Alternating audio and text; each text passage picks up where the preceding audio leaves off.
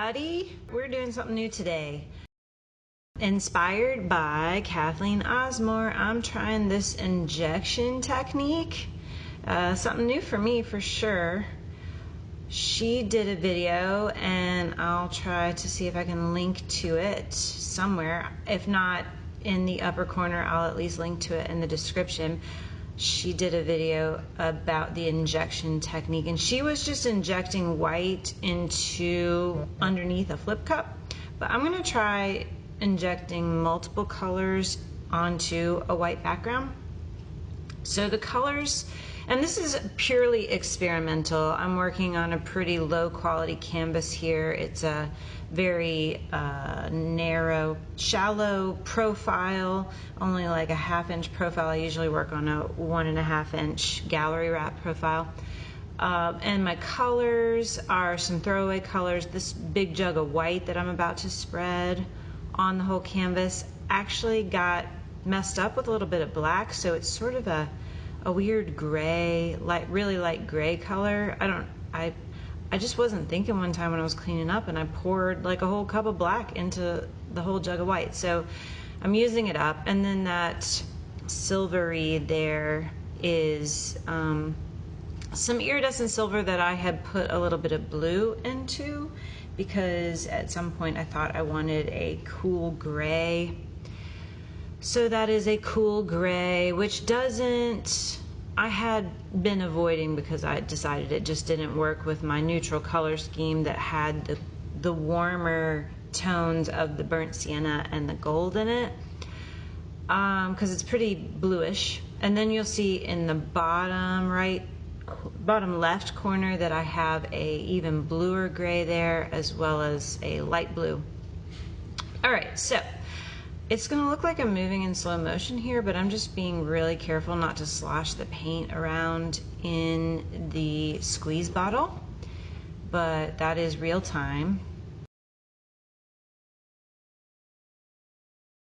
The injection technique, as I saw Kathleen do it, Kathleen Osmore of Kathleen Osmore Art, no, Cause Creations Art is her channel.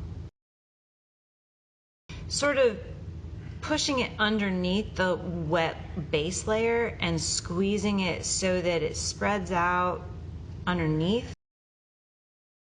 and then just moving it around and then manipulating it and hopefully spreading it out even more. So I started with just a simple line. I thought that's all I was going to do, but then I second guessed myself and I put some up down here at the bottom.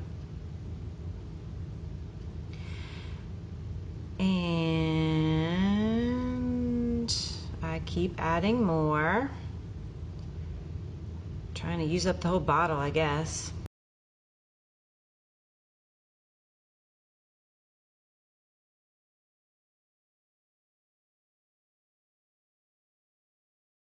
I'm zooming in here actually because I want you to see the veil that's created of the white.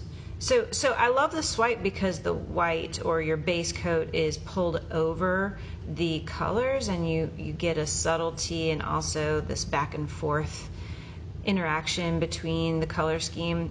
And I especially was drawn to this injection technique for the same reason, because you're sort of putting the colors under your base layer. Again, same idea, rather than them just being bright and bold on top.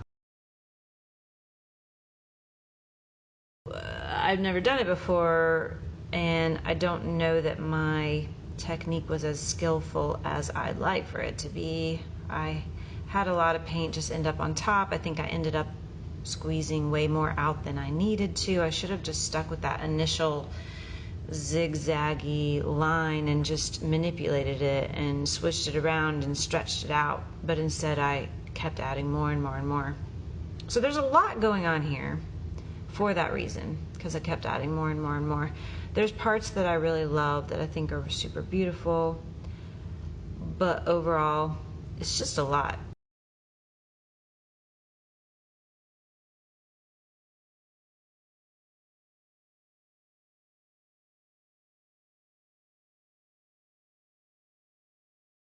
I guess at this point I'm trying to manipulate the composition because I'm not digging the composition.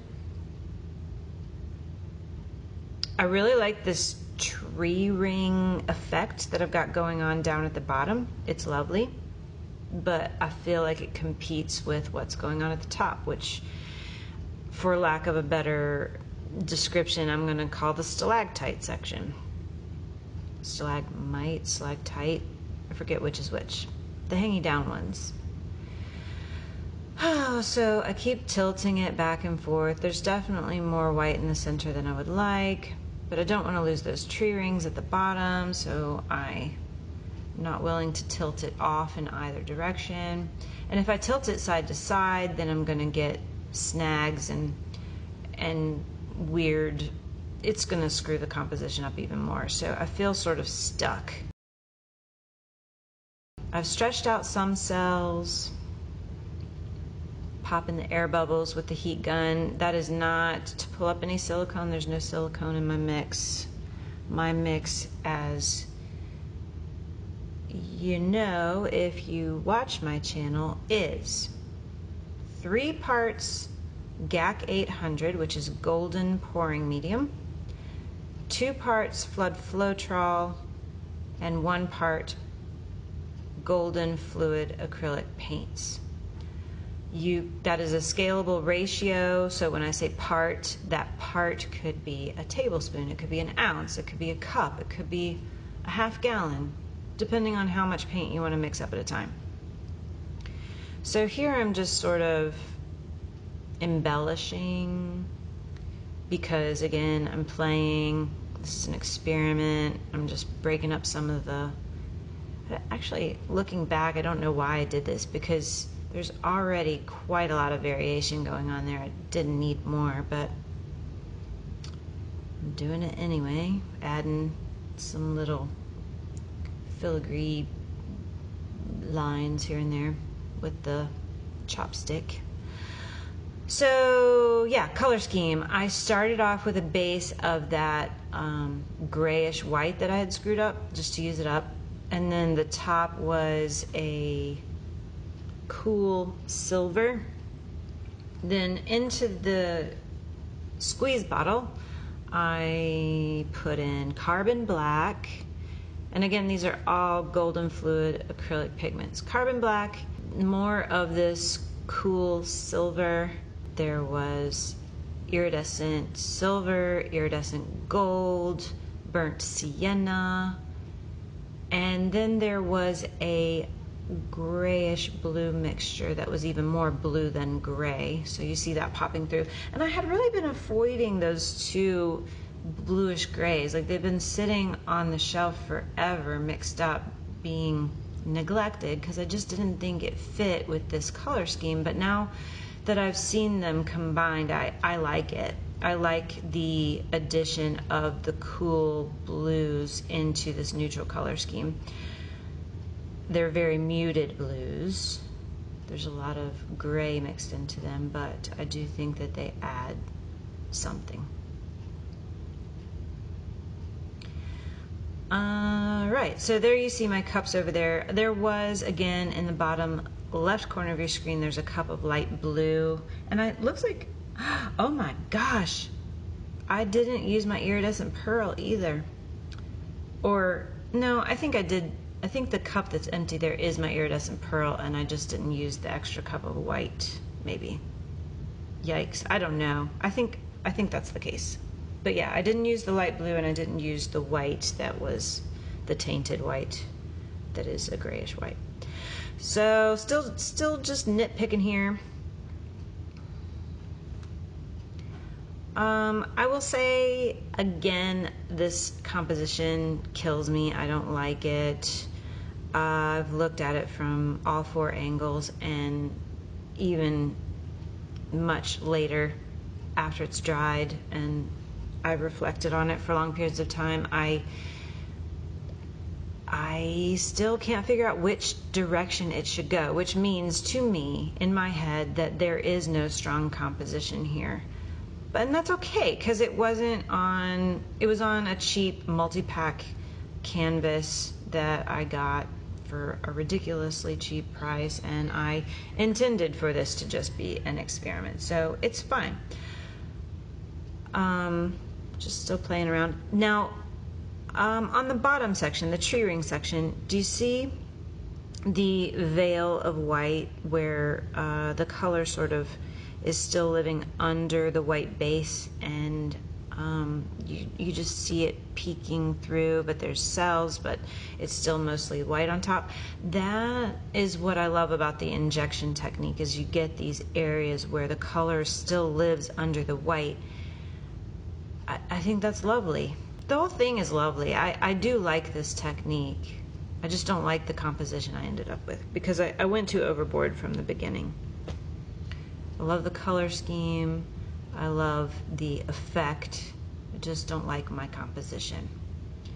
So I've played and played and played. I think I'm done with the embellishments. Hey, you. So here are some shots, some close-ups. That veil right there is so pretty. And that blue really looks blue there. Wow, that's quite blue. So yeah, there's some really lovely stuff here that I took pictures of and I'm going to use for some detailed digital manipulation that you'll see here in a bit. I love the tree ring section. There's a lot of really pretty stuff going on there. I like it. And I'm really shocked at how well I like that muted blue with the brown. Okay, so showing the 4 angles and how I just am not digging the composition from any one of those angles.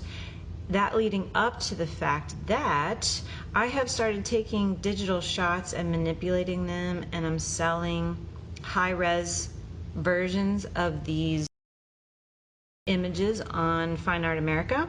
Here's one from this painting. Little gremlin god guy, and there's a snake goddess. I don't know. You never know. There's a lot of faces, and both of these came from this painting, and I love them. I've also got a new Instagram, I See Faces in My Paintings. Go check that out. Hey, did you know that I have a Patreon now as well as a Teespring account? You can support me by becoming a patron, or you could buy some merch. There's a banner down below where you can buy t-shirts, hoodies, tank tops, kids shirts, also coffee mugs. Also, if you like this video, don't forget to hit the like button, subscribe and click the bell if you want to get notified of my next videos. And as always, thanks for watching. Bye.